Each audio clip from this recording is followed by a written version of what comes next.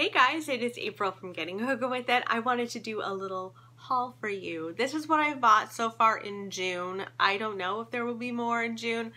I do need to calm down my spending on books. I've been going a little crazy, and mostly I need to calm down my spending because I don't have much more room. These are double stacked, and I've started stacking them vertically to see if I can get more room in there, but oh man, it's a lot. So I'm gonna slow down, but I did want to share with you the books that I have bought this June, and so let's get into it.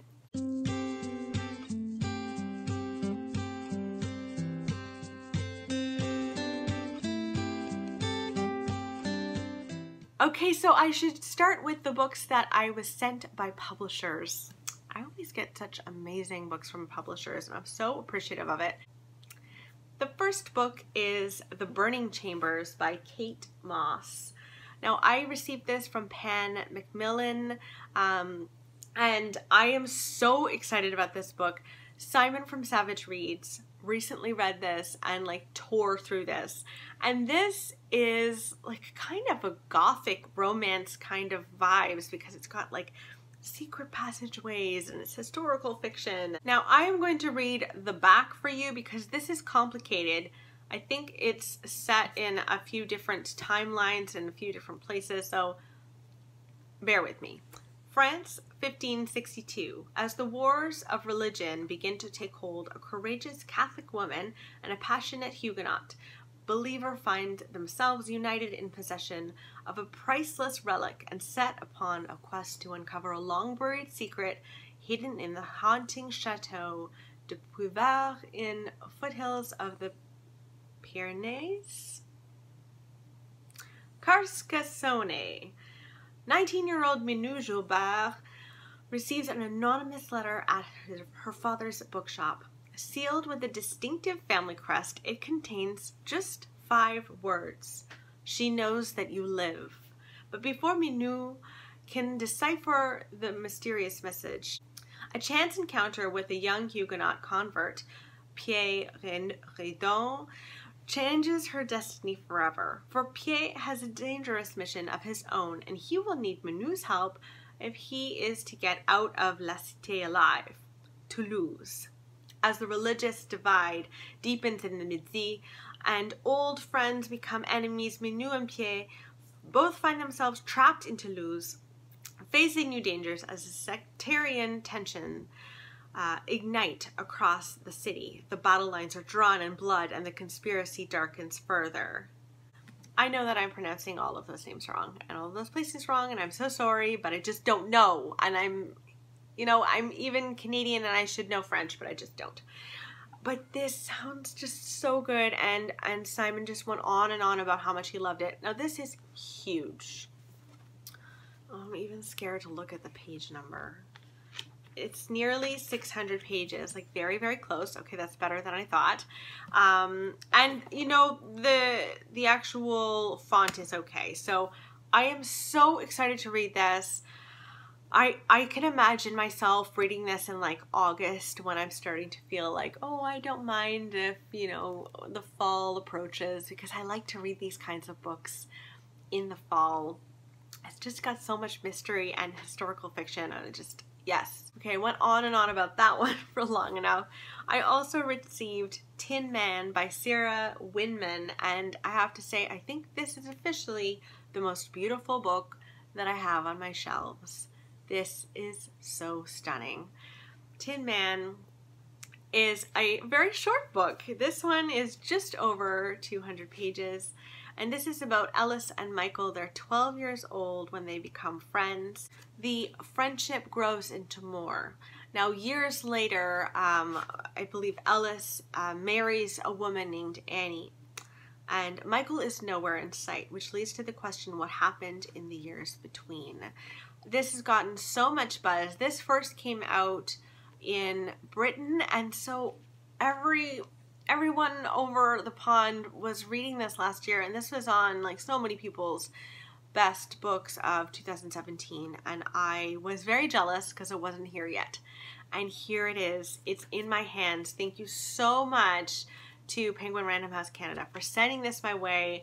There's so many blurbs on the back that I'm excited about. Stephen Rowley, who wrote Lily and the Octopus, which was my favorite book of last year, he wrote, "Each spare sentence is as delicate as a brushstroke. Combined, they paint a vibrant, emotional work that will leave you enthralled. I was deeply moved." This has gotten buzz from Joanna Cannon, Rachel Joyce. This has to go down soon. And it's super short, so why not? Okay, so the next few books are books that I picked up at either Value Villages, or a lot of them I found at libraries, so that was exciting. Oh, and there was a used book sale I went to. So first up is Salt to the Sea by Ruta Sepetys. I now have both Ruta Sepetys' historical fiction, and these are practically the only YA books I have on my shelves because I don't read them a lot. But I've heard, read Ruta Sepetys. Krista from Books and Jams loves Ruta Sepetys, and so I've been pushed to pick them up. This takes place in winter 1945, and we follow 4 refugees. I believe they're all teenagers. They are traveling aboard the Willem Gustloff, a ship that promises safety and freedom. But I believe that this ship goes down, and we find out what happens to all of these characters in this book. I'm so excited about this book. I just heard so many good things, so yes, I'm going to read this. I also picked up Red Rising. Now, is Red Rising, this isn't YA, is it? I know it's fantasy, but I don't know whether it's YA or not. I have heard mixed things about Red Rising, but the premise has always kind of intrigued me. I believe this takes place on Mars. I could be totally wrong. Please correct me if I'm wrong. I think it's based on Mars. And it says on the back, his wife taken, his people enslaved, driven by a longing for justice and the memory of lost love, Darrow will stop at nothing to bring down his enemies, even if he must become one of them to do so. For the first time, Red will rise. It sounds really fun. It does sound like a fun book. So we shall see. It is, you know, short and sweet. It's like around 400-ish pages, so I can do that. And I've always been curious about this one. So let me know in the comments below if you read Red Rising and what you thought of it. Hopefully it's good. Okay, the next book I kind of bought on a whim. I'm a bit nervous about it. It's The Crow Girl by Eric Axel Sund. This is like a Nordic noir book. Now, this book has been raved about on Crime by the Book. It's a blog that I follow. She reads a lot of thrillers and a lot of police procedurals. I believe this is a police procedural, which, you know, makes me nervous because I don't usually like those. And I've heard that it's slow. So this follows a case in which a very young immigrant boy is found dead. He has been bruised and battered. He's found dead. The police don't seem to want to do anything about it, which is very upsetting. But then 2 more mutilated corpses are found, and they really realize they have a serial killer on their hands. So we follow a detective who's trying to solve this case, and she also turns to a therapist for her expertise in the psychopathology of those who kill.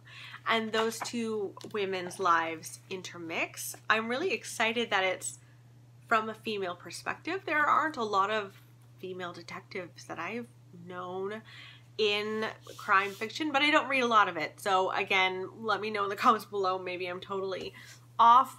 But I have heard mixed things about this. It is slow, but that said, I think I want to give it a whirl. It's also incredibly big, which makes me nervous again.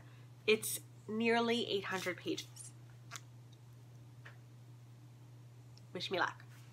Okay, next up. I was so excited when I found The Hypnotist Love Story by Liane Moriarty. I think I've got nearly all of Liane Moriarty's books, but this book I have been on the hunt for for so long, and I finally found it at Value Village. It's not in perfect condition. It's a little tiny bit yellowed, but I don't mind. In this book, we're following a woman who's a hypnotherapist. She meets a man named Patrick, and they form a relationship together. One day, Patrick says to her, I think that we should have a talk, and she starts to just dread this talk because she thinks he's breaking up with her. He's not, but he does have to tell her that Patrick's ex-girlfriend is stalking him. And Ellen thinks, actually, that's kind of interesting. She's dating someone worth stalking. She's intrigued by the woman's motives. In fact, she'd love to meet her, which is weird, I think. Sadly for Ellen doesn't know it, but she already has met her. I'm excited. Apparently this is a bit of a comedy. I don't know how this is comedic, but I'm so excited to find out who the stalker is, and yeah, it sounds like a lot of fun. I also picked up The Shining Girls by Lauren Bukes, and this is a strange horror book about a serial killer who time travels. Now, you guys know I hate time travel. I hate it. I don't understand it. Every time I read about time travel, I just feel like I don't get it. I feel like there are too many holes. But a serial killer that time travels, I couldn't put it. I couldn't not pick this one up. So this follows Harper Curtis, who is a killer who time travels. And we also follow Kirby, who is a girl who was never meant to have a future. So I think we are following Harper as he tries to stalk and kill Kirby, which sounds really just riveting. It sounds so interesting and nerve-wracking, and I haven't heard too much about this book on BookTube, so I'd be eager to know if anyone on BookTube has read this and what they thought about it, but it just sounded super interesting and I couldn't pass it up. I also picked up Wide Sargasso Sea. Now this is a bit bruised and battered, like it's not looking so hot, but I've wanted to read this for so long. This is kind of a retelling or a prequel to Jane Eyre. And in this book, we follow Antoinette Cosway, who is a character in Jane Eyre. I don't want to tell you too much about that because I feel like you should read Jane Eyre before you read this. But apparently they're wonderful kind of like companion novels. And this is very short. It's 155 pages. You can't get much shorter than that.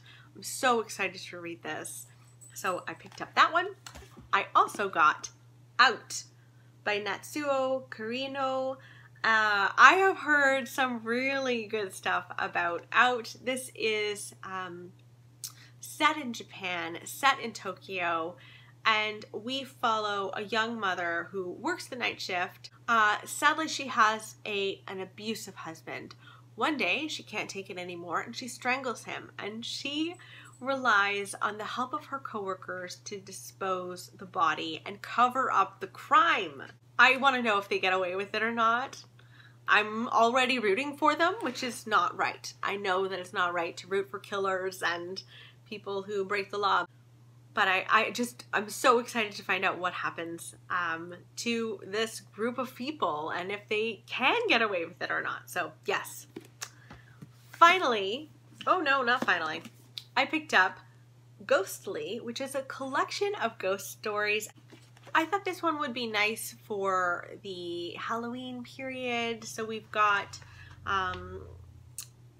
stories by Neil Gaiman in here, Edgar Allan Poe, Ray Bradbury. I absolutely love ghost stories, and I don't read a lot of short stories, and I've heard a lot of good things about horror short story anthologies from, again, Rachel and Stephanie over on their podcast Books in the Freezer.